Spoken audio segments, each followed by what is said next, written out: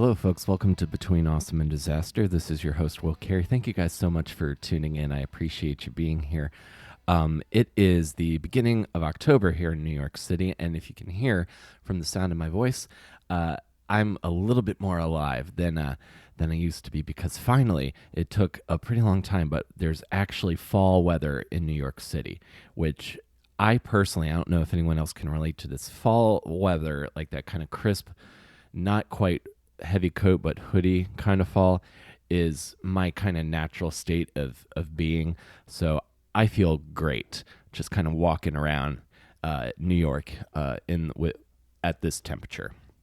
So I've been because like all of my favorite kind of foods, like of course your pumpkin spice latte ideas, of course, are better when it's chilly. But all of my favorite music sounds so much better in fall weather because I love going to big music festivals during the summer. That's a very specific vibe.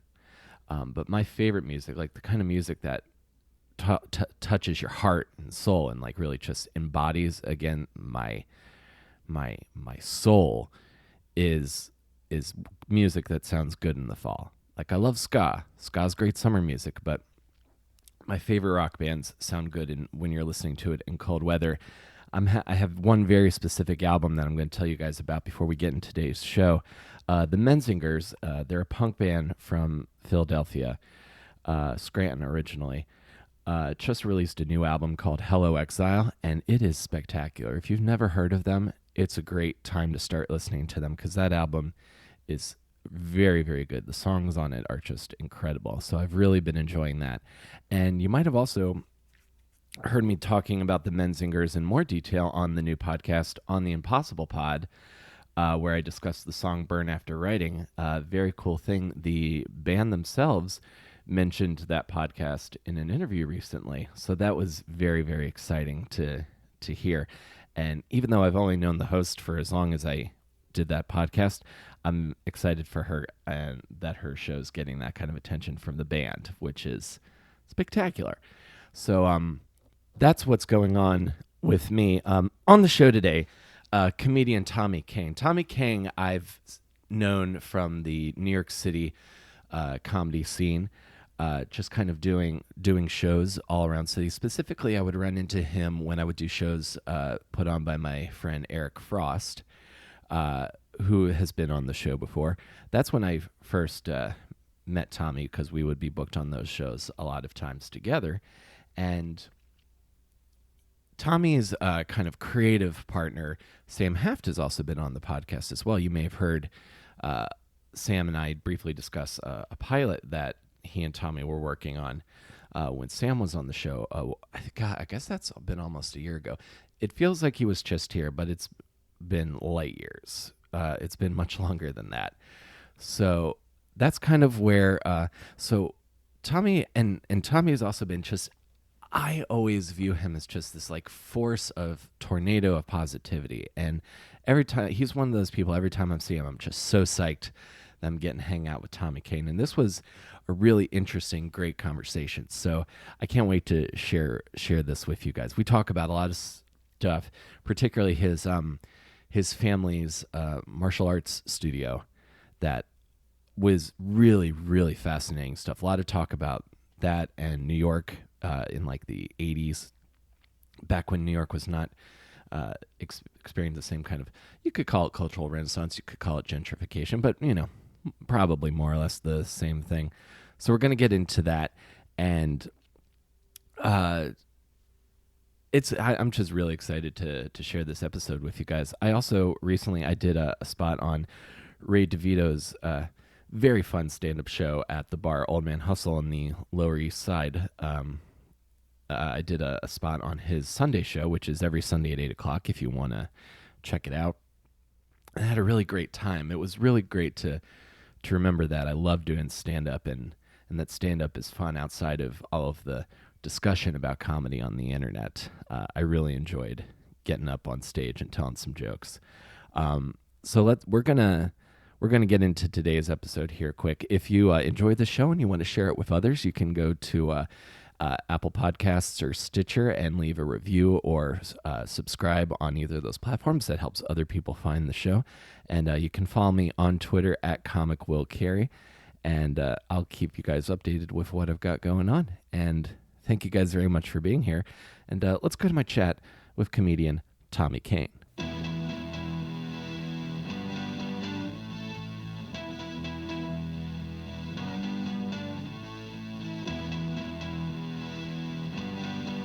When I had Usama Siddiqui on, I was recording with my little like portable hand Guy's always yelling. recorder, and I was like just all over the place trying to adjust the levels. Yeah. Like it was really difficult to keep up with. It's hard to catch the volume spikes, but that guy is fucking hilarious. He's so great, and like he's been working so hard for like so long.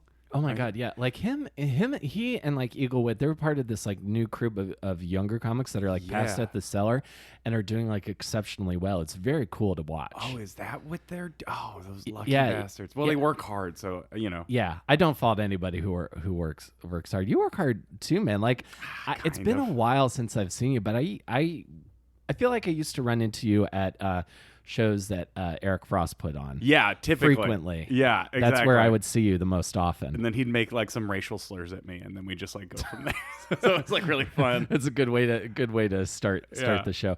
But I don't know if you know this, but I now have this through people you've worked with. I've learned of your backstory a little bit, and you are a mythic character to me. Really? Tommy Kang. Wait, no way. Yeah. Who spilled what beans? I'm curious to know how. Well, Sam. I've had Sam Heft on. You had Sam on. Yeah, I had Sam on a while ago, and so he's like Takeshi 6ix9ine. He can give away everything, you know. Just fucking, he'll spill all the beans. Oh my God, yeah. It's just you have to go into witness protection. Yeah. So, exactly. So the thing I want to confirm, you grew up working, like your family owned a martial arts studio? Yeah, so it's like it's not just my family, right? So like my grandfather created his own martial art in like the 40s, I want to say like 49. Yeah. So kind of because like he grew up in Korea during the Japanese occupation. So like gym class there is judo. Uh-huh. That's what you're learning. Like you know, here we're learning like volleyball and kickball. But in Korea, under Japan, you're learning, you know, fucking martial arts. It's fucking crazy. Right. So he really excelled at judo. Mm-hmm. And then there was this like local guy in the neighborhood, I guess, started the school. This guy, gentleman who has passed since, great Grandmaster Wan Guk Lee, who founded this school. And like he just had a bunch of students. And it's called Chung De Kwan.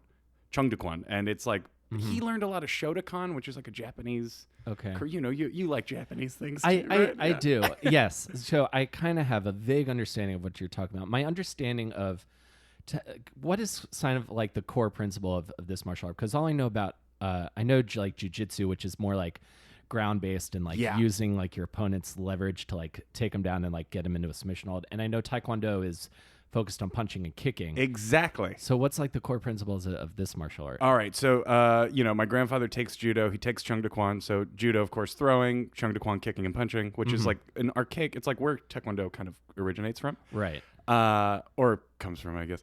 And then his experience from the Korean War. Yeah. So a lot of it is killing based. I guess is the philosophy of what my grandfather taught, because he taught the Korean military for many years. Oh wow! Like the Secret Service and everything like that. He was training like their version of like the SEALs, I think. Holy shit! And training spies. So your grandfather teaches a effective killing martial art to like the South Korean special forces. Yeah. So that's exactly what he was doing. And then he taught my dad, and then my dad taught me. Uh-huh. I think the funny thing there, though, is that, like, you know, it's a generational thing. So it's odd to see what an argument looks like between my father and my grandfather, because, like, my grandfather would be like, oh, you know, if you have an opponent, you should kill him. And I was like, you can't fucking do that, Grandpa. What are you doing? Yeah. And my dad's like, my father grew up, you know, in Brooklyn in the 70s and 80s. Like, so, you know, a little racist back then, a lot of street brawling and stuff like that. So, like, you know, he grew up street fighting. And so he's like, well, you know, don't kill anybody. You can get arrested. He goes, just cripple them. And here I am, the third generation in, just being like, can't we just have a tickle fight? Can't we just tell jokes? So, like you come from this like very lethal family and you're just like, I just want to tell jokes for a living. Right. That's cool with you guys. And then the generation after you is going to be, well, can't you just tickle someone without actually having to touch them? Right. Well, it makes sense to me because he grew up under the specter of war. Yeah. And the Korean War, I don't hear a lot of people talk about the Korean War often, which is a messy, fucked up kind of war. It's a civil war. And it's still it's technically still going on, right? As long as they still, but that's why I think Koreans can hold a grudge, I mean, we've never said we're done with this, it's like, we're just going to stare at each other every day for the next 60, 70 years or whatever. Exactly. It's a lot of, it's passive aggression taken to its most extreme level. Yeah, that's a very Korean thing, I would have to say. So where in Korea does your family come from? Where did so that's a funny. Grow up? So my grandparents initially, I think the scientific word is banged when it was one Korea. So my grandfather, I think, is more from the north, and my grandmother's from the south, I think. My parents, they're from New York, so it's like for me, it's like, oh, I've never even been to Korea. You're more Asian than I am, Will. Brian Yang said something similar to me. We were talking about Asian food, and he was like, "Oh, you're explaining the Asian food to me? I hadn't heard of that." And then I would say something to him like, I'm like, come on, dude, like white guy that's into like Asian food. How hard is that? Well, that's interesting because like to you, it's like researching like history almost. Yeah. Compared to like being like part of your actual life. Yeah. And I think what's super odd about like, especially when you grow up in America and you're like this minority, is how I got to know my Korean side. And like, I don't speak the language, but like I really only know it through food and fighting. Right. Because that's how I was raised. I was raised, like, my father had a school in Canarsie for, oh my God, like 40 years, I want to say. Oh, wow. Canarsie. That's deep Brooklyn. Deep Brooklyn, yeah. He opened his first school in 1987. So he was like 27 years old at the time. And he like started this. And it's just, he stopped, I want to say like 10 years ago when he got diagnosed with cancer. Because like, that's a little rough to keep teaching when you are going through chemotherapy and surgery. Course. So but he still has kept some of his schools in like Puerto Rico and stuff like that. Oh wow! So he kind of had this like thriving business that your family created essentially. Yeah, I think thriving, I guess, is nice. Yeah, I guess I didn't have a lot of hardship as a kid necessarily, except for the fact that I would get beat up every day by his students, Sure. My friends, his students, it's all the same thing.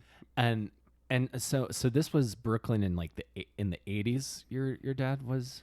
Yeah. Oh, well, when he was growing up. Yeah, like 70s, 80s. Right? Okay, so like that was when New York was like real fucked. Yeah, he always talks to me. He's like, you know what the New York was when I grew up here? He was like, you ever watch Midnight Cowboy? It was like that. I was like, oh fuck, Jesus Christ. Were you looking for quarters and old telephone machines and stuff like that too? Like Lotso or whatever his name was? And he's like, yeah. He's like, him and his brothers, they used to go stare at the chickens at the rotisserie, and just like kind of stare at all this food that they couldn't get. Goodness, man. That's hard times. Yeah, it's a really silly thing. And then, but that's the crazy thing too, is that when my grandfather came over here in 69, I want to say 1969. Yeah. He originally was a janitor at a boxing gym. And or something like I think it was a boxing gym. Yeah. And he would go in early in the morning and just, train because that's all he knows, right? And so he'd hit the bag, and these guys were in the locker room, and this is like, it's actually like pretty well known, the way that my grandfather hits. It sounds like a gunshot on a bag. So these guys come running out and they go, what's going on? It's just this Asian guy, just this like skinny Asian dude. Sure. And they're like, what was that you? And he's like, yeah, I'm doing this. I'm gonna clean too. And they're like, no, can you teach us? And he was like, oh, yeah, I can do that, sure.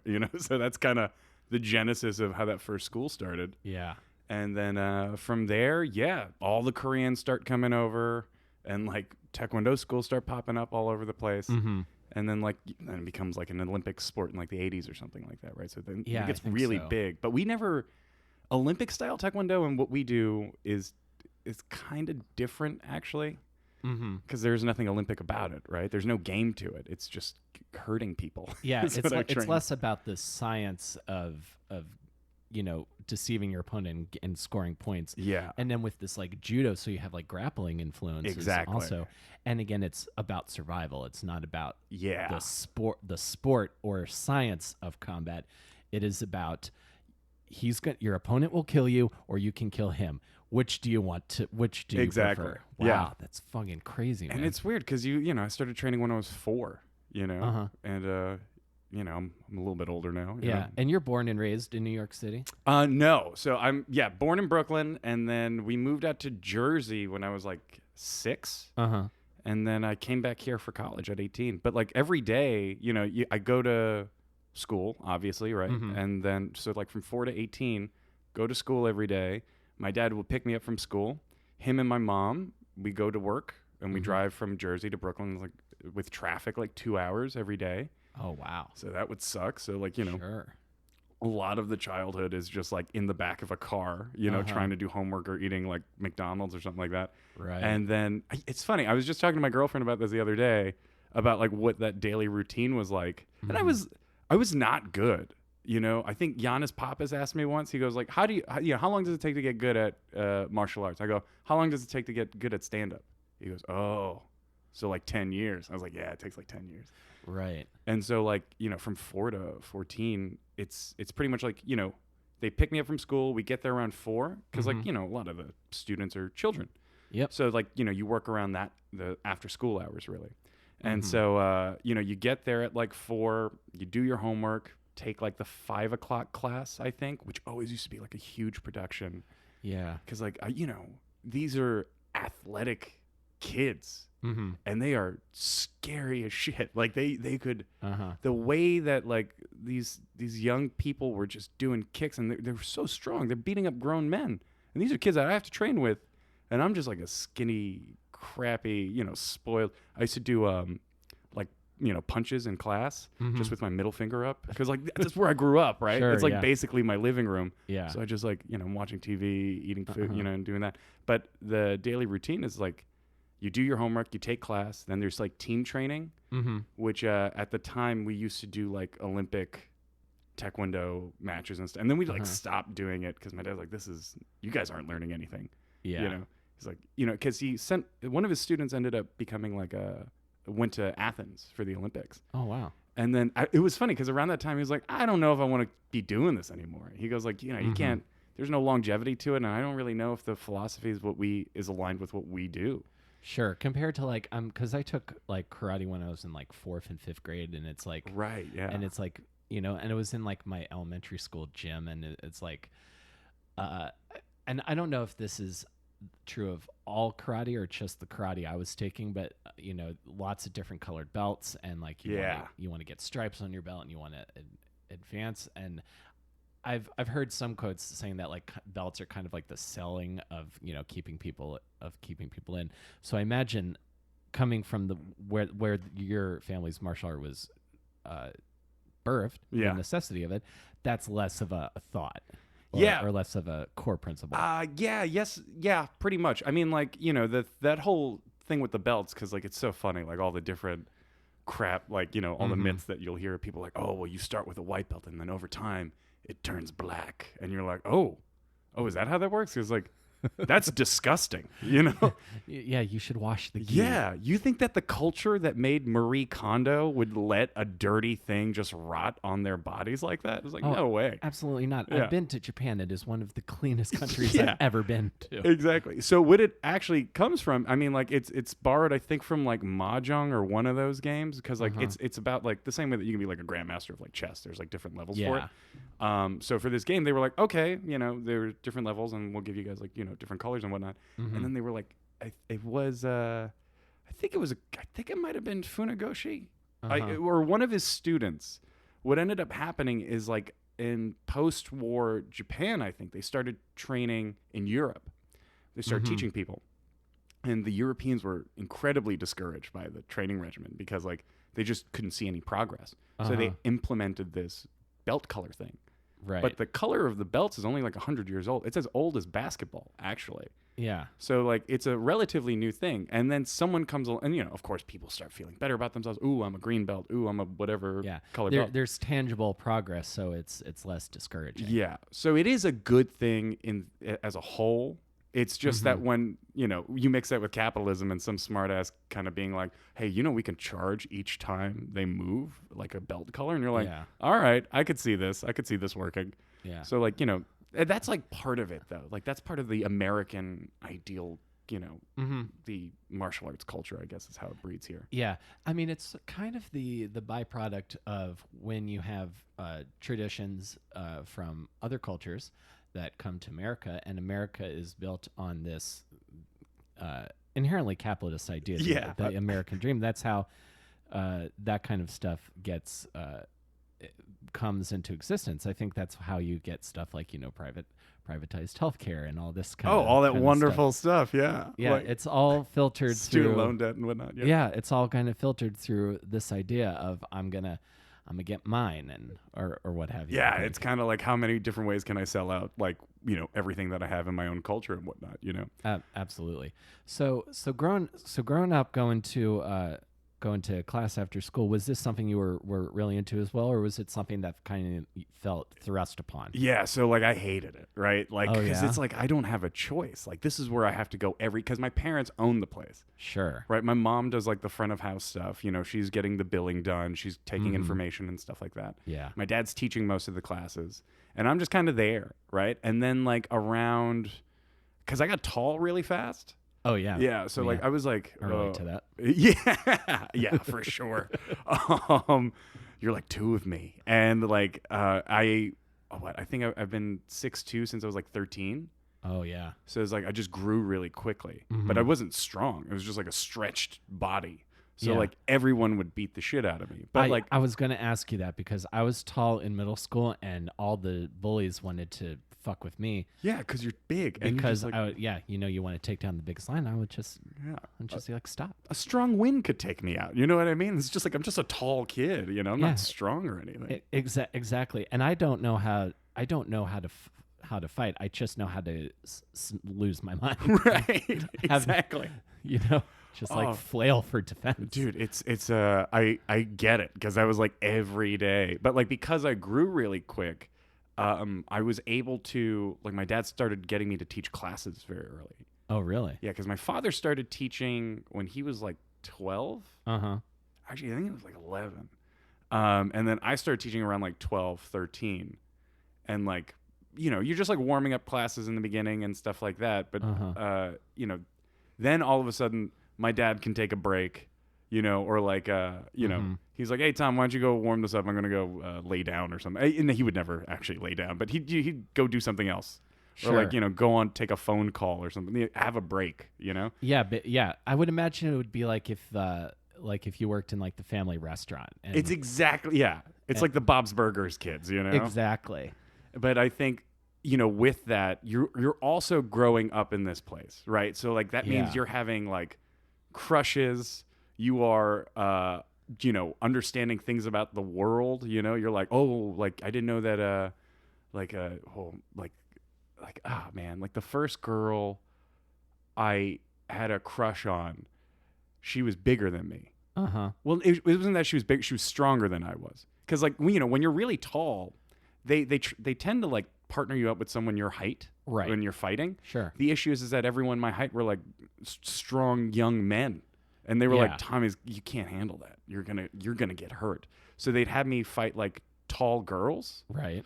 And like one of these girls, who had a very big crush on, I remember, she just my dad. He's like, reffing the fight. He goes, okay, go, and she just gives me this roundhouse kick right to the face, and I've never been hit so hard because I got hit so hard that I had to time. I said, oh, time out. I'm just gonna go to the bathroom, and I threw up.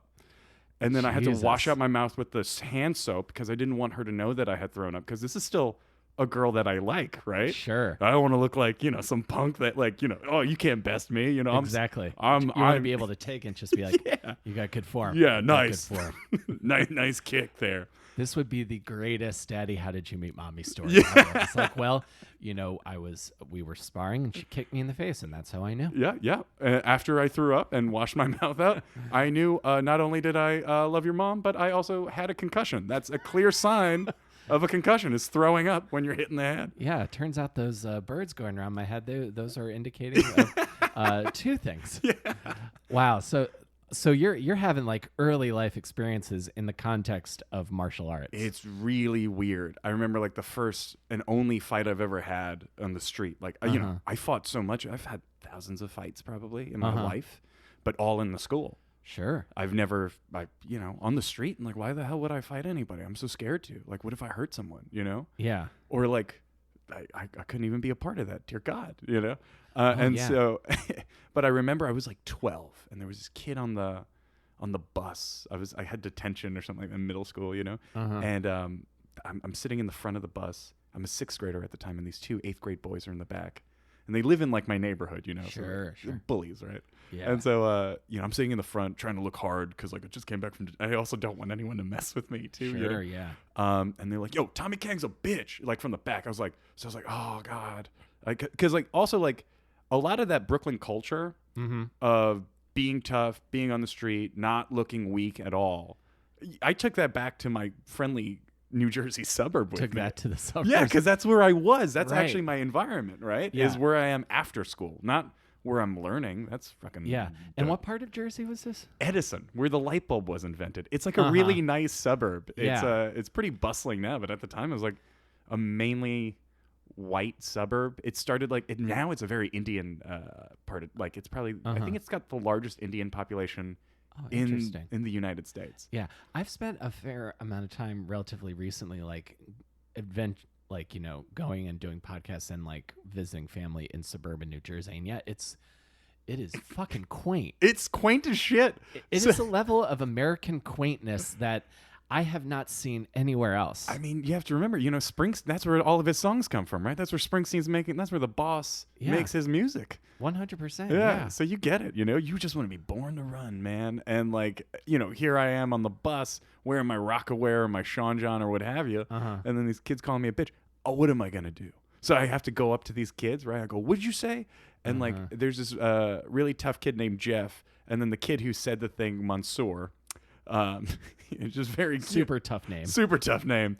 And Mansoor's the one that calls me a bitch, So I was like, oh, what was that, or what you said or something, And Jeff gets up, and Jeff is like the star basketball player. He's the 8th grader. He's got like a hot girlfriend or whatever, 13-year-old girl. They're all kids, and whatever that means at the time, which is like nothing. And so Jeff, he's like, he called you a bitch, and I just smacked Jeff in the face. So and like the whole bus just goes, oh, yeah. It's like it was a fucking vacuum. I was like, shit, Tommy, what did you do this time? And so Jeff does that. That thing that kids do where they like basically chicken neck at each other to scare you, like they like do that shoulder bop. And so he does that to my face, and my reaction, because I'm training every day, is to throw an axe kick at his face. I stopped myself last minute. Because I realized that I can't hit someone on the bus, I'm gonna fucking. Then my dad never hit me, but he'd get one of his students to beat the shit out of me for doing something like that, Right. So I was like, so I held myself back, but Jeff took it. He's like, yeah, you little bitch, because like it looked like I was cowering away. I was like, dude, you have no idea. Like I just saved your face, man. Right. It'd be like your nose would be in your brain. Yeah, right I almost now. kicked your face off your head. But here's the thing. I had all this attitude, but remember, I'm like 11 here. I'm not good yet. Right. I'm not good at any martial. I'm still really shitty at it. So this bullying goes on for like 3 months. Mm-hmm. I'm at school. I'm always tightening my belt. I'm tying my shoelaces tight just in case these guys try to jump me. Sure. It would never happen. It's a suburban New Jersey middle school. Yeah. You know, these kids are still listening to Simple Plan or Good Charlotte or whatever those bands are, you know? You're speaking my language there. Yeah. Yeah. Like it's very tough for someone to act like they're going to kick your ass and go, this is the anthem for all your hands. So it's not a fighting kind It of is not, music. hey, Dad, look at me. Yeah. And you're like... You're like, man, those kids are so tough with their family problems. Yeah, it's just like, yeah, little bitch, I'm sorry, I can't be perfect. So it really takes like the fangs out of the whole thing. But this is the odd thing is I would go to the school after the school, the dojang, I guess, which is a Korean term. I think everyone calls it a dojo, but that's a Japanese thing. Yeah. So we called it the dojang or dojang, as you say it in Korean. But But, we're in a black neighborhood in Brooklyn, so we was like, it's the dojang. Like, we're just going to dojang today. My mom used to always call it karate, even though that's, like, not what we learned. Yeah. But, like, then you start to learn, like, if you're in it, it's almost like stand-up, right? It's like, if you're in it, you can say whatever the fuck you want. You could use any terms. It's only, like, the nerds that are outside of it that, like, really don't know. Yeah. Like, well, that's a bit, isn't it? Or Yeah. it's one of your sketches. The ones who get upset about them being called skits. Yeah. Oh, like, I love that. Yeah, it's like, fuck it. It's a skit. Yeah, you got it. Yeah. And so I remember I would go, man, I haven't visited this memory in so long. My parents, I'm in the car with them like 2 hours a day, right? 4 hours a day, actually. So they know everything that's happening in my life. Yeah. And so they're like, what do you mean you're getting bullied at school? What the hell is this about? I was like, it's this thing. He's like, so they trained me harder. My father and like his students, like everyone, because these kids grow up, they're fighting in the street. Some of them some of them for their lives. I remember one of the students that we had, he got shot at, I think, Goodness gracious. Another kid got stabbed. It's like crazy shit happens. And so they're talking to me. They're like, yo, man, all right, on the street, this is how you do it. It ain't the dojang on the street. Yeah. I was like, okay, I guess you're right, Yeah. And they're teaching me all these street fighting moves on how to beat up this kid, Jeff. Yeah. And it was just, so I have my first fight in public, basically, right? Everyone's involved. It takes a village, right, to raise. It's the master's son. Yeah. Is it that thing of like everyone circles around and then while the fight's happening? I wish it were that ceremonial. If that's ever happening, you're getting jumped at the school. That's happened to me before where like a bunch of people and you're like, oh shit, I didn't position myself right. Because you do train like fighting 5-6 people at once. Sure, yeah. And so it's just like if there's a lot of people around you like that, it's like, man, you're gonna get your shit rocked. You're gonna take some hits. Yeah. But and then eventually I ended up fighting Jeff. He got really close in my face, and I just back fisted him really fast. And then I realized like I could hit I'd never hit anyone outside of the school before. I can't tell you how surreal this was. So I hit him and he starts bleeding because he has braces on. And so you hit him in the mouth? I hit him in the mouth. Did that fuck up your hand to hit braces? No, not at all. So he's bleeding. He's bleeding. And so like I've hit him and now I'm in shock because what you should do in a moment like that is your opponent is shocked. So you should take advantage of it. You should attack the shit out of him. Yeah. Sweep him out from under his legs, stomp on his face, what have you. Do it really quick. I'm a kid, right? I'm not a trained killing machine. So I'm like, oh no, like I hit him. And then Jeff cuts at me. He tries to hit me. At one point we're like wrestling and he takes me down to the ground. And then he's like, he's hitting me, but it doesn't hurt. Cause like I'm used to like real black belts beating me up. Yeah. So this kid, like he's hitting me, but it's like, oh, he should hit harder. I mean, in my head, I'm thinking like, why are you so weak, Jeff? And then his dad comes by. He's like, yo, can't have y'all boys, having this beef at school. So shaking, and that's it. I don't want this shit following me from my fucking house and shit. Like his dad was like, sure, really, ain't letting this shit happen. So I was like, we shook hands and that was it. But it was like, but then I never heard the end of it. Sure. At the karate school, it was like, Tommy, you got taken down to the ground or some bullshit like that. So like everyone's just like in my business. Sure. But I think that's the funny thing though, right? Is that like because I'm the master's kid, the treatment is different. It's harder. Everyone wants to beat you up because either they're angry at my dad or they want to prove something, or maybe I'm just running my mouth like I normally do, Yeah.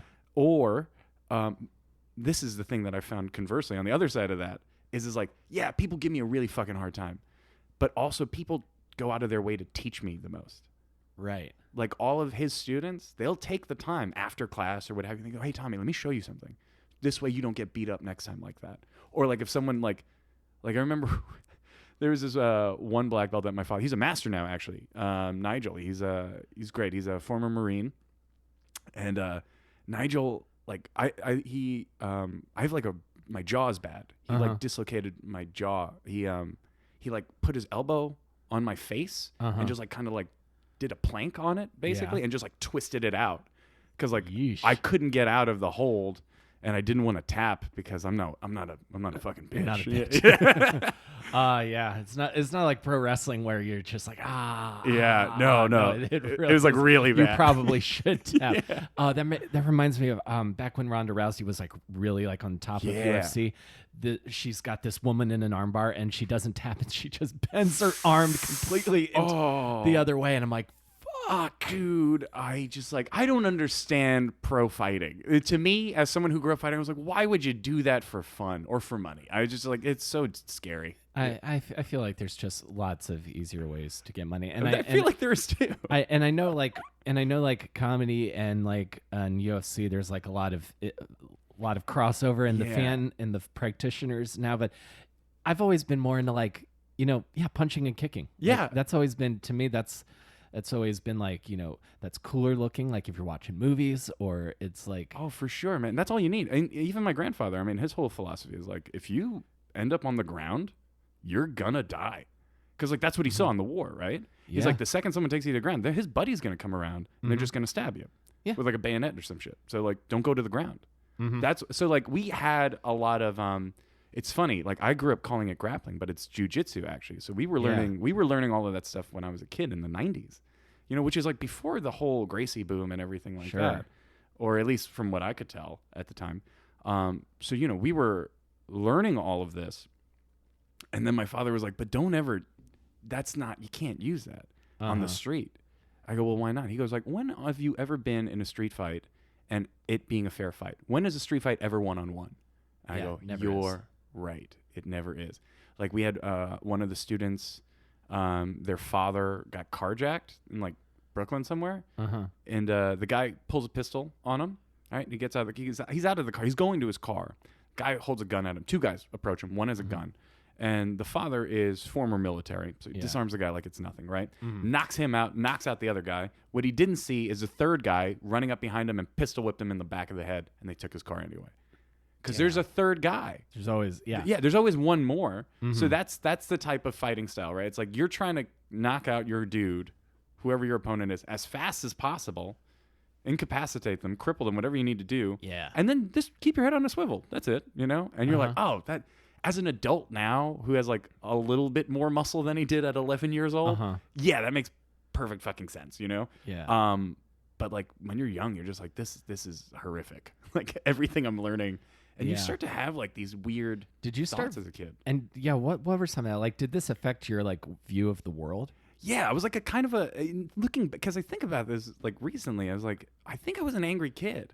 Because like, what a lot of people don't know about martial arts training is, especially when you're fighting someone bigger than you and there are rules that you can't break and stuff like that, and they're just overpowering you. Like I've been beat up in a corner pretty much from like 4 till like 12, right? Like that was like every time I was sparring.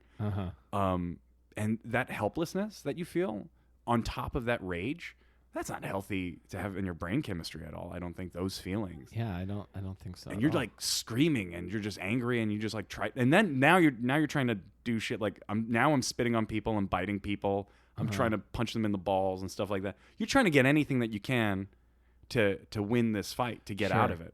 And that's the type of fucking training. But they break you in so early. Like I remember the first time I sparred somebody, I must have been like 6 years old. All right, so like I'm a first grader, okay? Right. I'm like a yellow belt at the time. Because like it, I started at 4, but I didn't get my black belt until I was like 10 years old, which it takes like 3 years to get a black belt. That's how bad I was, right? Just so you get an idea. It took me twice the amount of time, right? I'm like this stupid fucking kid. And my friend growing up, one of my friends in the school, really nice kid named Brandon. Brandon was overweight as a child, and I was always a very skinny boy, and so my mother always used to make fun of us and say that we looked like a number 10, like every time we were like hung out together. Right. But we were inseparable, because I had a healthy appetite, but just a high metabolism. Right. Brandon unfortunately did not have that, I guess. And so we would always be snacking, we'd eat pizza or talk about food actively. Sure. You're 6 years old. What are you gonna talk about? It's like, oh man, did you try that? Oh, I didn't know you could put Big Mac sauce on a cheeseburger. Stupid shit like that is what you're talking about. And I know all about that. Going to Taco Bell, putting all the soda in. Dude, yes, exactly. Just like a little medley. It's a little fun, a little chemistry, if you will. Yeah, gonna get all done at once. Yeah, man. Make my own Dr. Pepper. Yeah, fuck yeah. This is my Dr. Pepper. This is Will's pepper. But I remember they made me and Brandon fight. This was my first fight, right? And I'm skinny and weak, and Brandon is, overweight. So this is already kind of a perfect match, actually. Sure. But we're 6 years old. We're all geared up, right? So we're wearing the body gear and the helmet and stuff like that. And we're friends. I cannot stress this enough. So we're fighting. They have you come in the middle of the ring, and you're fighting each other, right, in front of the class. And we're taking it easy.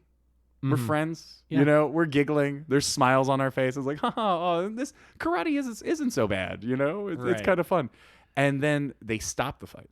It wasn't my dad teaching at the time. It was one of his other instructors. And they go, what are you doing? I go, we're fighting, sir. And they go, no, you're not. Hit him. I go, what? I am hitting him. It's like, oh my God. No, you're not. Hit Brandon. And Brandon hit him back. And you're like, what?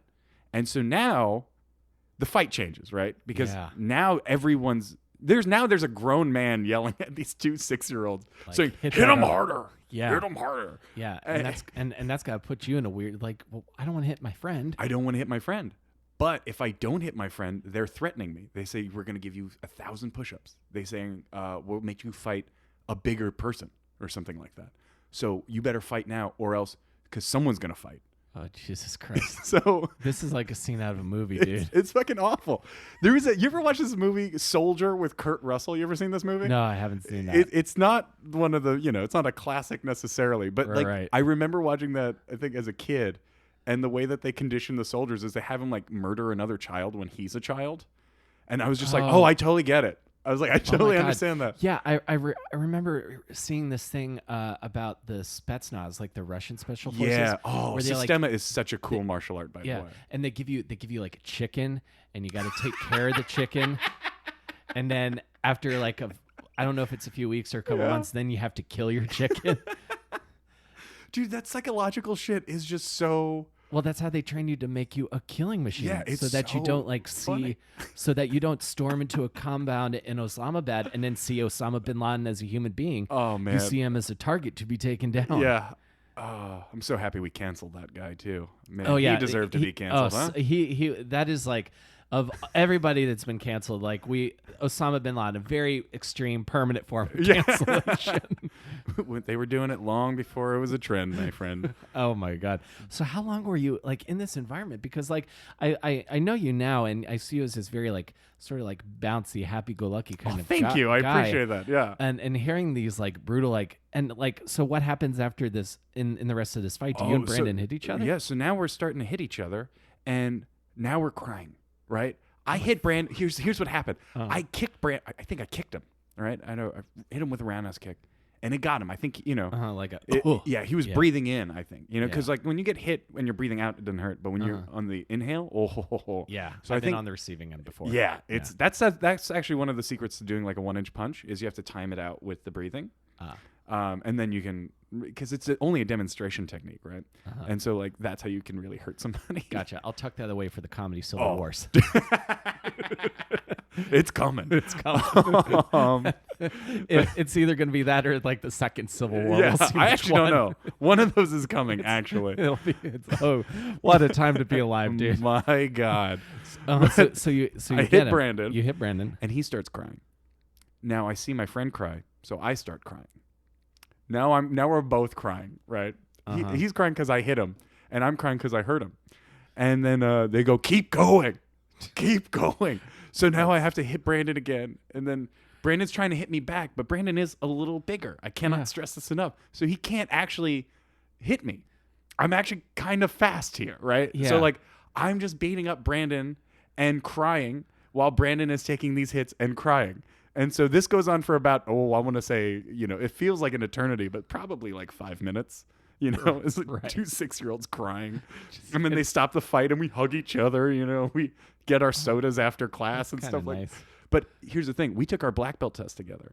Me and Brandon years later, right? Obviously so. And think about that. I think me and Brandon started around the same time. And then like we both took a very long time to get our black belts. We were not very good, I don't think. And was this a source of contention for your father at all? He was, my grandfather was very slow to promote my father. I think. Okay. So I think maybe it's a little bit of a family tradition, but at the same time I sucked. So it could be a little bit of both. My grandfather was just notoriously strict. I mean, if you watched all of your friends die in a horrible, bloody civil war, I'd imagine you wouldn't be too friendly either, you know? I could see how that could affect a person. Something about, like, there's this one story about my grandfather. He had, because he graduates college, like, when the Korean War breaks out. And so he's young. He's like 20, right? In, like, 1950 or what have you. Yeah. And he 100-student militia gets put together. And over the, 3 years, he's just watched every single one of them die. And you're just like, you don't come on. It's like seeing the comic friends that you have. Like, it's not like not getting passed at the cellar, you know? He's 20. Yeah, he's 20 years old. And then, like, by the time you're 22, your 100 friends that you had on, let's call it Facebook, are all murdered in front of you. And you're like, yeah, that's not normal. Yeah. You're not going to develop those anymore. Yeah. And that's, like, at the same time, like, you never got to be just a young adult. Yeah. And have like basic like young adult stuff like, oh, my boss is really, it's like, no, all my, or like, this job, this data entry job. I'll tell you, I hate that. Yeah. I hate Mondays and North Koreans. That's probably how that goes, I'm sure. Yeah. Have you ever had a Monday so bad all your friends are dead in front of you? Yeah, my grandfather and little Uzi Vert, I think all of their friends are dead. Actually, yeah, that's 100% true. But that's definitely going to set how you view the world forever. Yeah. So he's a little bit of a different guy. Did you have a moment with this?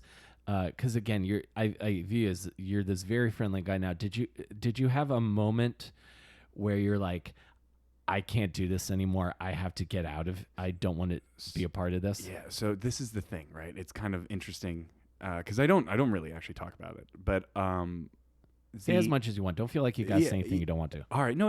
It's not even that. It's I just I don't think about it that much. But like, you grow up in an environment where like your best asset is your anger, right? Yeah. That's the one thing that gives you strength. It's like that's what pushes you through. And like my father, I mean, the black belt tests that he gives, I mean, like those are incredibly difficult. They at the time when I was a kid, they were 30-hour tests. You have to sleep over at the school, and like you don't get a lot of sleep because the kids are fighting you. At night. Like my dad's like, I'm gonna go sleep for 4 hours, and then like that's when everyone decides to just like jump you in your sleep, and you're just like. And I remember me and Brandon were there. We're just like snacking in the dark, like eating Doritos, and then it's like seeing your buddy in the trenches. A target just flies. You just. Here and boom, Brandon gets hit right in the fucking face. Like his Doritos fly up in the air. And it's just like it's like the the beach the storm of the beach in Normandy. Yeah, I'm imagining like you're in a trench and then you just see a grenade come in and you're just like, oh fuck shit. What the hell are we gonna do now? I was eating Doritos, Yeah. This ruined my day. Yeah. But, oh my God. But so like, you grow up with that, and then that's actually part of the reason why comedy is so important to me. Right. Because like it's a way of controlling anger. That's why I really love it. Is because like I think before stand up, I was a very angry guy in general. Just like a kid that's super angry. But when you are forced to make light of something, it's you kind of have power over it now. And it's something that I never thought I could battle with. And to the point where it's like, you look at someone like my father, you look at someone like my grandfather. These are like my father's calmed down a lot. I think it was cancer that really humbled him, Yeah. But, oh my God, I remember as a kid, like, we're driving 2 hours to work every day. Fucking, he'd get out of his car. He'd threaten people all the fucking time. If some asshole cut him off or something like that, I remember one time we were on the highway. He broke like the car right in front of this guy that like, you know, cut him off or something like that. And now we're in the middle of a fucking highway, right? And he's threatening to fight this guy. I'm like, Bob, what do you know? But that was normal. Right, because that's just normal behavior. It's also the '90s, so I guess it's fine. But like, and so like road rage, I guess, was okay back then. Yeah, well, you remember what's that movie? Falling Down. I don't know that one. Oh, I'm pretty sure it's a Michael Douglas movie. It's set in L.A., but it's very similar to what you just described. This white collar office worker basically snaps and goes on a rampage through Los Angeles. Yes, I do know what you're talking about now. Yeah, that's I'm picturing that, but on the East Coast. Yeah, and with a Korean man, you know. Right. Yeah. So that's my dad, and so like, yeah, stand up. That really kind of saved me. I can imagine, because you're controlling the narrative of what you're talking about on stage when you're doing a joke, and you're controlling.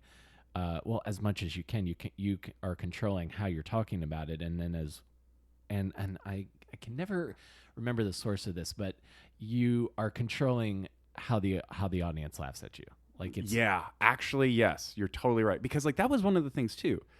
When I was a kid, because like I ostensibly grew up almost like in a group home, right? Like my parents, they took care of all of these kids. It's still a school, you know. So my mother would feed these kids, you know, they get pizza or, you know, whatever that we had in the neighborhood, Chinese food or McDonald's. That's all you have in like, you know, inner city neighborhoods, right? So that's what we were eating every day. And like, you know, she'd feed the kids and like, you know, we'd go home, we'd have dinner or what have you. And my parents are still talking about these students. And I'm, you know, but I'm their son, right? I'm the kid. I'm the biological one. And they're talking about like so-and-so is great, so-and-so is this. And it's like, and then growing up with all these other children around, because they were always like, also at the house or something, like, because like, you know, we would always have competitions or everyone would have to go away. Parents were always in the house. You know, it's just always crazy. And so like, you know, I wasn't the strongest. I definitely wasn't the smartest fighter. I wasn't the most talented. I wasn't the Olympian, you know, that got sent to Athens. What was I? So like a lot of the time, the only time that I got to have my parents' attention is if I was making a joke, you know? And so you're like, oh, okay. So that's how I know how to fight. I fight for love. Right, I fight for the attention. Yeah, and you're like, oh, that also makes sense, right? Like a comic would have to do something like that. So like on top, but then you also have the rage aspect of growing up fighting your whole life. Yeah. So you're like, oh, okay. So stand up is like, it really is something that like could have gone a really bad way, but like for some reason ended up balancing me out, and I was able to. Oh yeah, 100%. Like you can, and I definitely see it in people where that's like the only thing. Yeah. That they've gotten. They're relying on that for the release or for. Or some sort of like personal validation. Yeah. Because like I feel like that's a pretty common trait in lots of comedians. There's that some kind of, for me at least, I was trying to find my thing because I was not good at sports. I did not have a mind for like team sports, and I was often getting made fun of. So I know what that feels like. Yeah. So I was not fitting in with that group of kids. Right. And for me, before it was comedy, it was theater in high school. I had a best friend. Right. I had a best friend freshman year who got in the school play, and he tried to get me to audition. I didn't my freshman year because I was just being busy, being angry, and going home right after school and playing video games. But eventually, I was like, okay, I'll try. Okay, I'll audition, and that was the first thing that I actually gave a shit about. It's so crazy, isn't it? Yeah. The first thing, how important that is. It's so important. Like I was excited to like stay after school and go to rehearsal. I was excited to go in on weekends and build the set. Right. It mattered so much to find that thing. You know what? I have a very similar sort of thing. Cause like, again, this whole Taekwondo thing or, you know, fighting thing that I was doing, that, you know, that wasn't me. That was my family forcing me to do that. Sure. You know, now I'm a master now. Like I've been a master since I was 19, you know, like and I teach and I enjoy teaching. Yeah. But I've grown into that. You know, I never was that as a kid, you know? Yeah. But it was around high school. I think I was like 15. I tried out for the improv troupe and they let me on, you know, which was very nice of them to do that, you know? And it's like, and you're like, wow, I could make people laugh. Cause I didn't know you could do stand up I knew you could do it. I just didn't know how to do it in suburban New Jersey, you know? Exactly. There's not a lot of outlets. I remember turning on Comedy Central when I was like a teenager and seeing one person on stage and going, I don't understand. I totally, my favorite thing is, because like, here's the thing, right? The karate school that we had, the first class is at 4, the last class is at like 8. Mm-hmm. And sometimes that class goes like 2 hours, right? And then you have to clean the school. And I normally clean the school. Yeah. From like when I was 8 until I was like 18. So for 10 years, I was like a custodian, right? Yeah. And so we'd leave there around like 11, I want to say, like 11 p.m. Yeah. And then we drive home. And so you getting home like around 12:30. And then I have to go to school the next day, typically too. But like, I also need to wind down. I just had a hard day at work getting beat up and cleaning a place, right? Where I was also getting beat up. Adrenaline's probably still going a little bit. Kind of, yeah. Sometimes. I mean, it depends on the day I was having, Sure, yeah. And so like, my favorite thing to do as a kid, because like, that's the perfect time frame, because like what, 12:35 to 1:35 in the morning, Conan O'Brien would be on, right? So I remember my favorite thing was like, the only thing I cared about was getting home by a 1:30 in the morning, so I could watch that last 5 minutes of Conan to see who was going to perform a joke.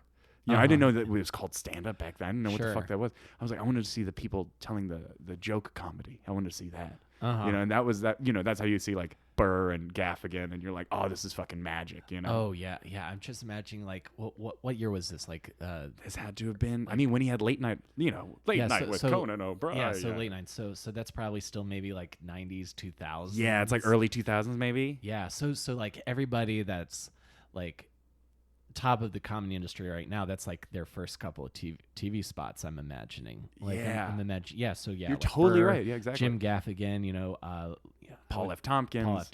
Maria Bamford. I love Maria Bamford. She's a gem. Yeah. Oh my God. Yeah, I'm imagining like, I'm trying to think who else might be on during that time. Dimitri Martin was probably a little bit later.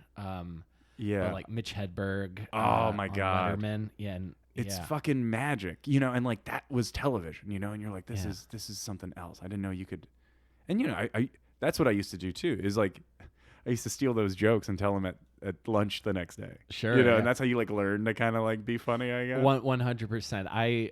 The first time, because even after I started doing theater, I was still very shy, and I would like never like volunteer to like do exercises in class or whatever. And what finally got me through again is I'll give him credit for the rest of my life. My best friend, Chris McNamara, he's the guy who goaded me into auditioning. And then we would get up, and I remember like, it was this game where we had to tell the stupidest, like 100 blah, blah, blah, walk into a bar, and you have to tell like the corniest joke you can think of. And they said 100 bananas walk into a bar. Bartender says, we don't serve your kind here. Bananas say, why? We've got appeal. And that was, and then that got a ha-ha. So stupid, right? But I love those. I love the stupid, silly jokes that make it doesn't hurt nobody. No, that's what's so great about it. Yeah, it's just like Starburst, just goes right down. Yeah, exactly. And that was like the thing that kind of got me out of my shell even a little bit more. Right. So yeah, so important to have those things. And so you're doing improv, and then that's when you first kind of like, oh, I can. You can make people laugh. You're like, oh my God, it's like I can do the thing that they do on TV. Like, that's fucking awesome. And like the first time you hear laughter, that fucks you up a little bit, because you really become like a junkie for it, I think, after that. Oh yeah. I remember the first big laugh in a play I got. Oh, it was amazing. Yeah. It was you ever hear of the musical The Pajama Game? No. It's an old musical from like the 50s, 40s. It's based off of Bob Fosse's choreography. Fosse. Yeah, exactly, that guy. Yeah. So it's the kind of musical that like high schools could do, because it's lighthearted, fun, and you're PG. not going to get anybody in trouble. Yeah, it's PG. Yeah. So I play the boss of a pajama factory who does not want to give his employees a 7.5-cent raise. So there's a scene where a knife gets thrown and sticks into the wall, and then I dive across the stage. So the tech crew, they had rigged up this thing where you basically pull a nail out and the handle shoots out, so it looks like the knife throws in. And then I dive across the stage, taking no precautions for my own safety, just launching myself across the stage, getting this big laugh. And then the big line is, and this is telling because I grew up in the South, technically. Where'd you grow up?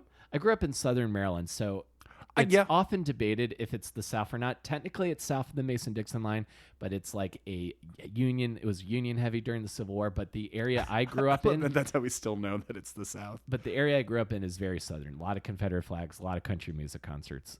The proper America. Yeah, I get you. And the line I say is, "Didn't you see those knives? That's the work of foreigners." And it's this giant laugh.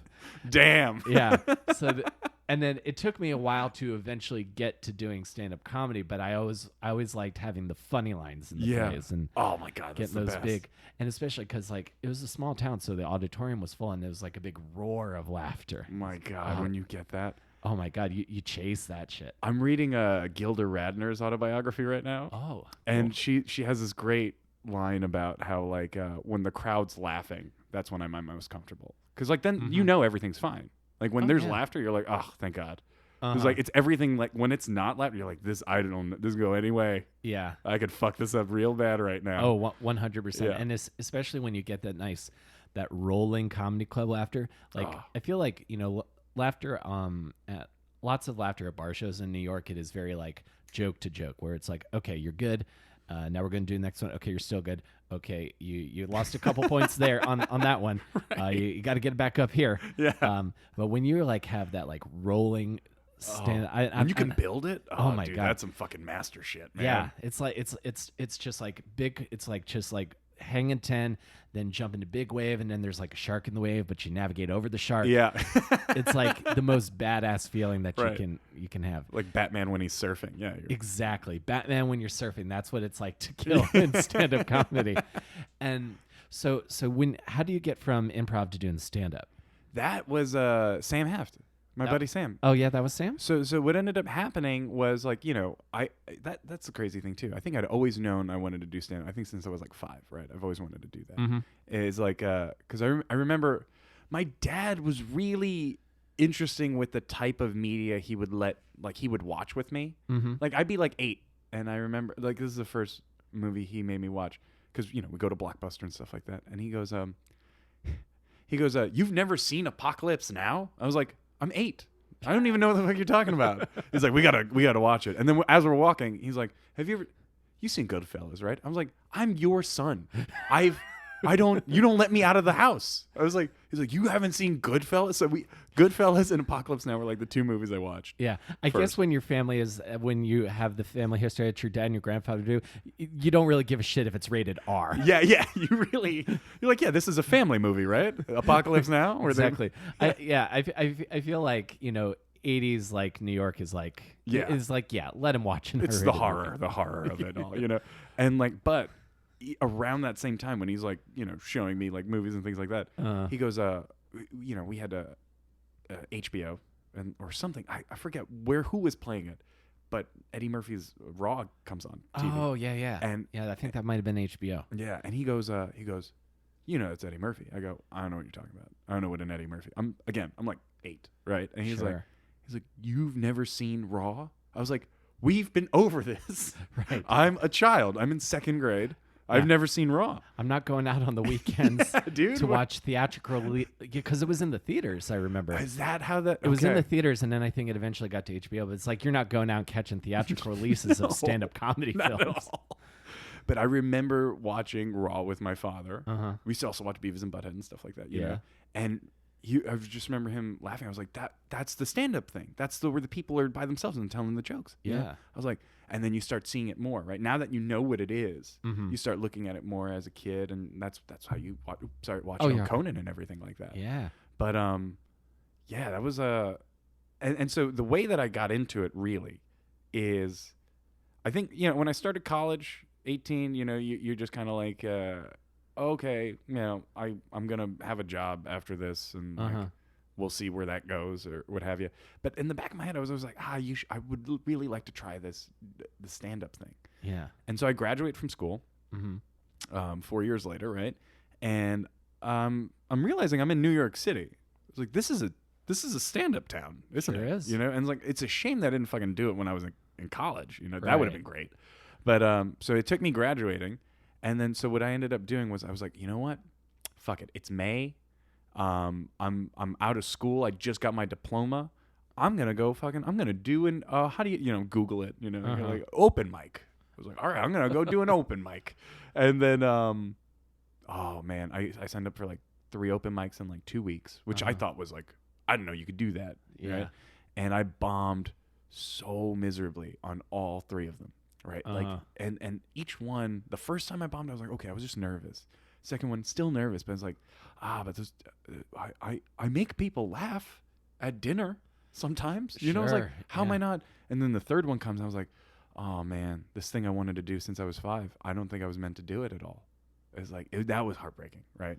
Right. So New York is so hard to start in. It's so hard to start in. Giannis I keep bringing up Giannis, but Giannis, he turned to me, he goes like, I told him this is like when I started stand up. I was like, hey, I'm telling jokes now. He goes, oh, are you? I go, yeah. He goes, just remember, you starting in New York? I go, yeah. He goes, oh, just remember, if you start in New York, everyone remembers when you sucked. And I was like, oh, thanks, I guess. What the fuck kind of advice is that, Giannis? But so like I kind of doubled down after those 3 bombs. I was like, you know what? I'm gonna pay off this student debt as fast as I can. So like I got 4 jobs. I was working like constantly. Yeah. Like 8 days a week basically, and like getting 3 hours, 4 hours of sleep a night, just eating junk food, smoking cigarettes, just fucking being awful. And then I'm bartending at this karaoke bar in Koreatown one night. And this young man comes in who looks old, because that's what Sam looks like, right? He's like, he's always been gray as long as I've known him, and we've been friends since we were like 22. And so, I'm bartending at this place, and this stressed out looking young guy is sitting at the bar, and we start doing impressions at each other. Right, we're like talking and stuff like that. Because one of my other jobs was I was working at the Stand, which is a comedy club. Yeah, and Stand's great. Yeah, Stand is great, and I was working there. And Sam's like, oh, you work at the comedy club? He's like, I live down the street from the Stand. I go, really? No shit, that's fucking crazy. He goes, do you do comedy? I was like, no. I tried it, sure. But I don't think it's for me. He goes, oh, dude, you should try it, And we're like, doing Christopher Walken impressions and like, Liam Neeson impressions at each other, just like making each other kind of giggle like idiots. And so me and Sam, it's like the most hetero one night stand kind of story that you've ever had, because like, he's like, what time do you get off work? I was like, at 4. He goes, I'll wait here. And so like after work, we go to this like local pho place down the street, which isn't there anymore. But like, and we were there until like 6 in the morning. It wasn't Pho 32, was it? It was Pho 32. I loved Pho because it was open all the time. Yeah, it was great. It was way better than any diner. I'm not trying to get mozzarella sticks all the fucking time. I agree. I haven't found pho that was as good as that in New York since. And that's open late. You kidding me? I know. It's perfect. That's all you need. Yeah. And so like me and Sam are there until like 7 in the morning. Right. We're just fucking. If I find you, I'll kill you, whatever, blah, blah, blah. Sure. Liam Neeson. And, just doing jokes. And then the way that we end that night, we have this, what an affair it is, Like just these two nerds. I love the beginnings of just great friendships. Yeah. And, now, I mean, I hate Sam and I love Sam. He's definitely graduated to cousin level of friendship. Sure. Where it's like I'm just stuck with this asshole now, It's like, yeah, I'm gonna know him forever. Yeah. But how I feel about him, that almost doesn't matter, right? We're just in each other's lives. And so that's how it is. But and so it's 7 in the morning. We're getting ready to say our goodbyes because we have to sleep at some point, I guess, right? And then Sam goes we're trading numbers and stuff like that. And he goes, hey, I'm thinking about doing an open mic this week. Do you want to come out? I was like, Sam, I'm not funny. I can't do. He's like, no, come on, man. I'm going to bring my buddy Dean and my buddy Lucas. We're all just going to go out. We're going to get drunk. I was like bowling. He's like, yeah. If that helps you fucking think about it easier. Yeah. It's like a bunch of buddies going out and bowling. I was like, I could fucking do it if it's bowling, Yeah. And so that's how we did it. And then I think the first night, we went to the Pit and did this open mic. You get 2 minutes at the Pit, right? Yeah, 11 o'clock. Yeah. Yep, I remember him well. Oh, dude. And so we're there. And I think I saw Michelle Wolf there that night, too. This is years ago. It was 8 years ago now. Yeah, because she used to do, I think it was on Tuesdays, she would do Bring It. She was one of the hosts of one of them. Oh, shit. I didn't realize. Yeah, you know what? You're fucking right. Yeah. And so we're there. We're all taking turns. We're all fucking bombing, right? Yep. And then they were like, "Oh, Tom, I think you're on deck." I was like, "Oh, okay." And then I was thinking about this joke that was because I hadn't written anything really. Yeah. You know, I had like kind of gotten inspired. I was like, okay, I'm going to do this thing. I'm basically going bowling with my friends. Yep. But I don't want to look like an idiot. So let me write like a joke or two. And like, I think it wasn't really working, any of them, because like I have no crowd to test. I don't know what the fuck I'm doing. Right. Right. It's my first real, because like what I had stopped those 3 bombs that I did before I had met Sam.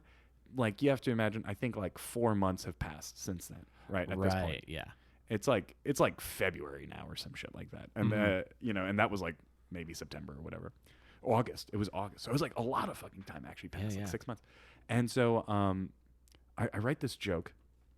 I go on stage. I was like, you know, I'm thinking I'm going to say this thing about me being from New Jersey. And it was like, Sam's like, no one gives a shit. Just fucking go. You know, I get on stage. I go, hi, everyone. You know, my name's Tommy. I'm from New Jersey. I'm a huge Springsteen fan. But whenever I try to dress like Bruce Springsteen, I look like a Viet Cong. And then you hear this, like, I had never experienced this before, right? This rolling laughter from the back, and it hits you, and it hits the wall behind you, and it just kind of washes over you. And I was hooked. I mean, after that, you're just like, what the fuck? I was like, oh my God. And then I got like confident all of a sudden. Now I'm like, I'm trying to do like Elmo impressions and things like that. You know, just fucking being weird. Yeah. And the crowd was okay. It's an open mic, you know, whatever. But it's like, if you can get a laugh, I mean, like, that was the first time. And it was just that was magic. Yeah. And that's when I was hooked. So like, you know, I was ready to quit, and then Sam's like, "Come on, let's keep it casual. It's just comedy." I was like, "I guess you're right. It should just be fun."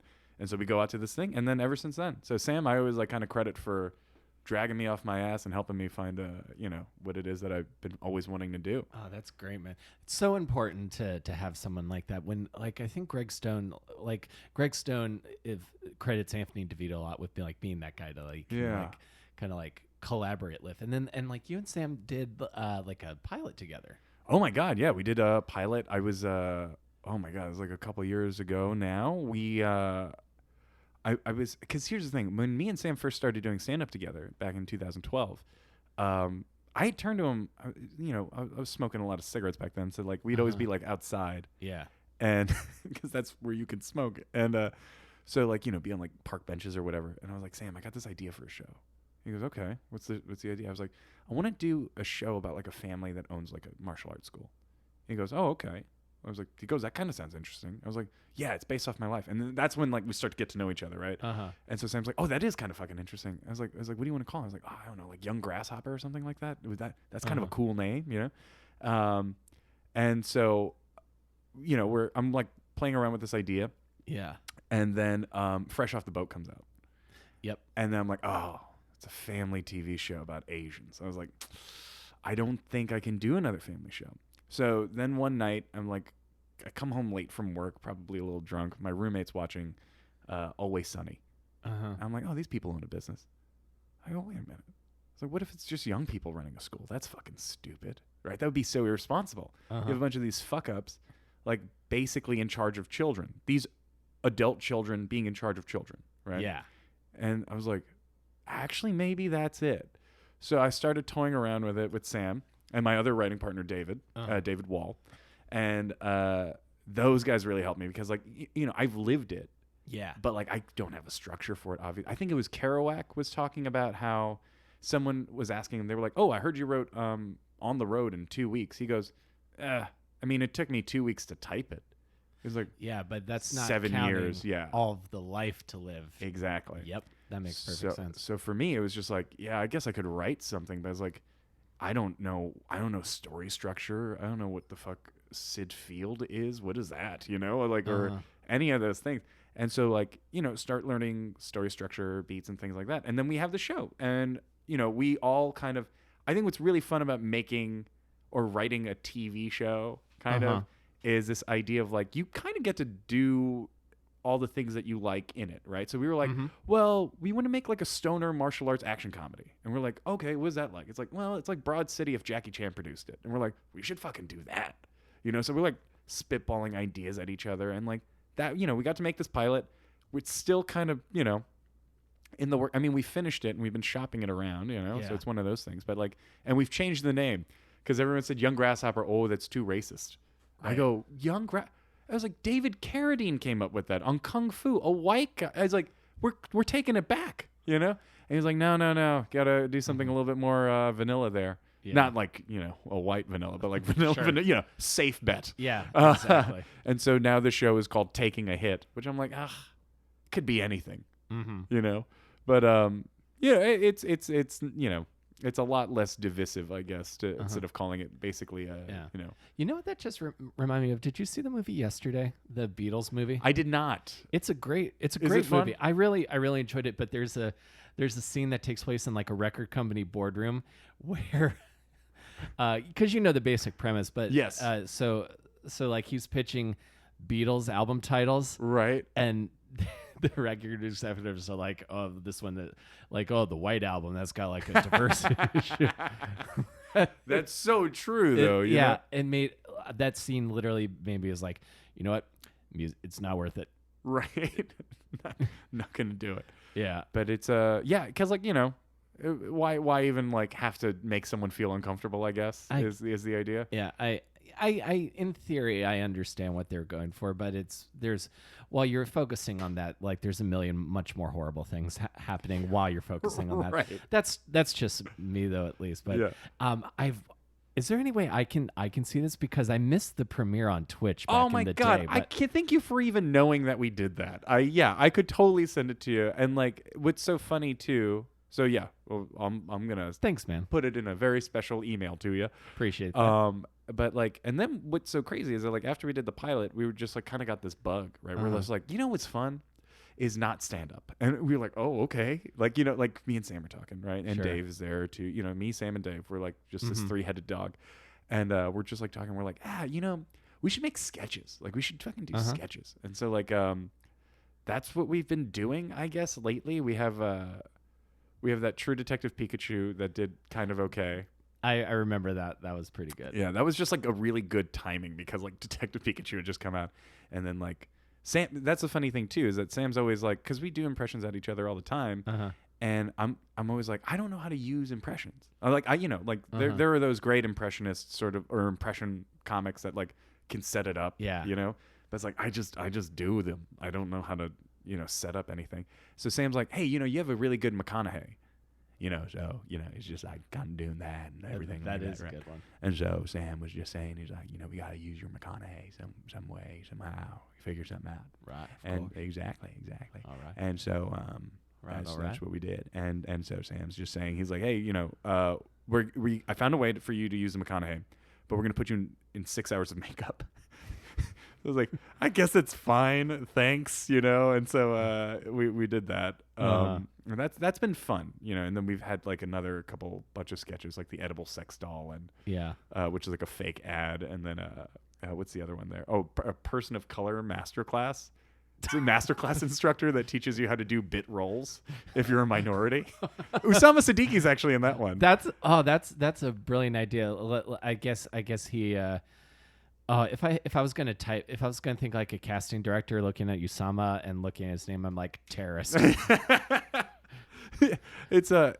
Oh my God. I mean, it's so great to like work with like amazing comics, but it's just like, he was so much fun, and he's just throwing so much shit at us. He's like, I know exactly what you're talking about. I mean, you've had him on the show. He's Usama, just, I can't even think of like, an Usama level joke, but he's just great. He's just so much fun.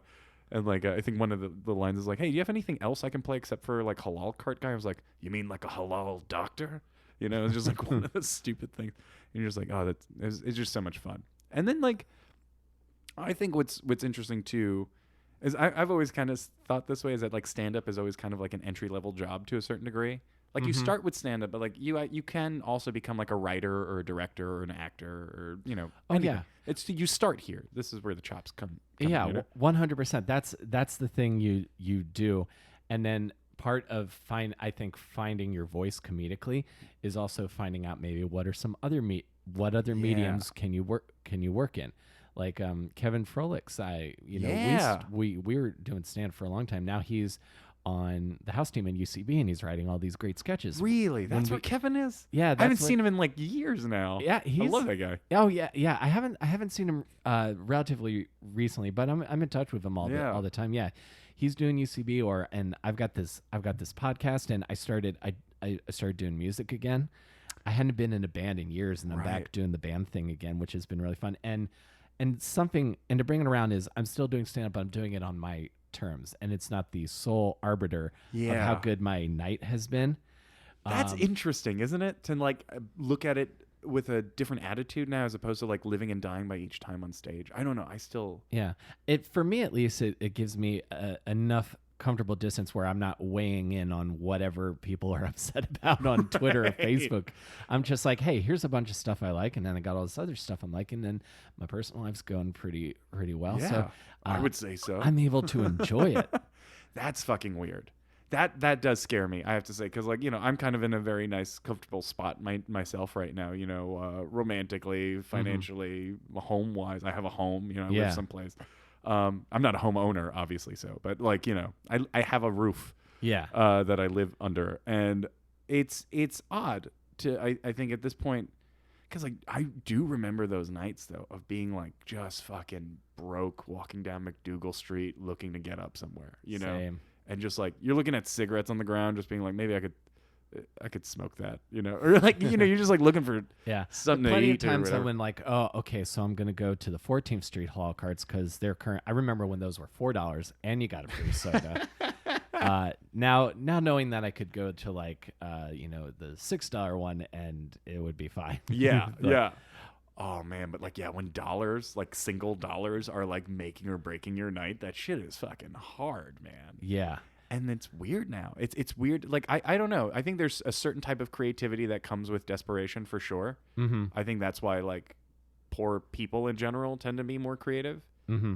You know, because like a rich person, you can just like, you know, if you need a Band-Aid, you just buy a Band-Aid. But like it's a poor person that's like, well, if we have duct tape and paper towels, we can figure something out here. You know? It's for me at least, it's straddling that line between comfort and desperation, like that middle ground where the fire doesn't go out. Because that was a big fear for me for a long time, that I was somehow the hunger was going to go away, but it doesn't. It's just, if anything, it, you know, if I'm not just like tired and sad all the time, then maybe I can think of some different maybe I can think of some other, I could do some longer stories, or I could, you know, I could expand creatively. Right. I do worry that the fire will die out for me. I do think about that a lot. You know? I don't think so. I don't think so. I don't know, because like even like with like martial arts, it's the only other thing in my life that I've done. I mean, what, at this rate, I've been doing it 25 years, right? Yeah. And it's like, it's the only other thing that I can compare what the journey of stand-up is, right? Because it's not only something that you do, it's like a lifestyle, it's a way of thinking, it's like this whole thing that really kind of consumes you. Mm-hmm. Which I'm looking at your face now and I'm realizing I don't know if we feel the same way about it.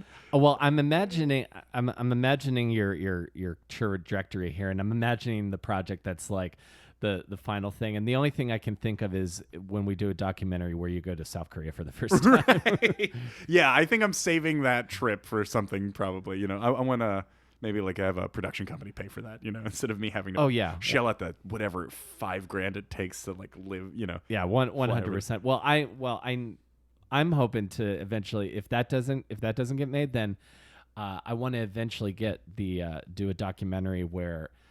And Tom Rhodes told me I could open for him if he ever gets booked in Antarctica. I want to do stand up on all 7 continents, and if you go on YouTube, you will find Metallica performing a concert in Antarctica. Shut up! No, I didn't know that. It's called Freeze 'Em All. I want to do that. I still have 3 continents to do. I got to do Africa, Antarctica, and Australia. Those are the 3 continents I got to perform on. That is great. Once I do that, then that's where I want to be. That's you've made it in your head, right? Exactly. That's so funny.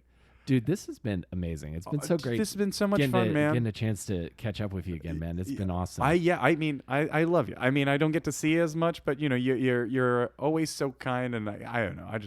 You're great, man. Dude, and I feel the same way about you. I cannot not feel good when I'm hanging out with you, man. So that's one of the sweetest things. I'm gonna bottle that up and keep it for a sad day, which is probably coming soon. For I think that's a great way to close. Thank you so much, Tommy. Thank you so much, Will.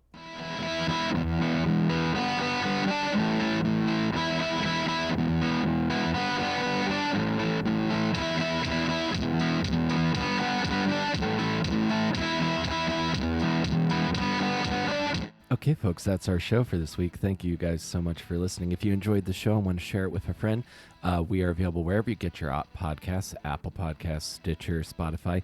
If you want to leave a review or subscribe on those platforms, it helps other people find the show, and I would be tremendously appreciative of it. Tommy's, I love that. I love that dude. I love hanging out with that guy, and his hearing about his like family history and his life growing up was really, really interesting, and it was a great conversation. So thank you guys very much for being here. If you want to follow me on Twitter, I'm at Comic Will Carey. And I also want to give a shout out to my supporter at the awesome producer level on Patreon, Mary Beth Mooney. Thank you so much for your support. If you guys want to check out some of the exclusive rewards that I have available over on Patreon, you can go to patreon.com/awesomedisaster. One of the rewards you can get is that I will make you a playlist about anything you want. I'm pretty well versed in lots of rock and alternative rock music, but if you are a jazz cat, I could do some research and get something for you as well. So patreon.com/awesomedisaster if you want to check that out. And thank you guys again so much for listening, and I will see you next week between Awesome and Disaster. Take care, everybody.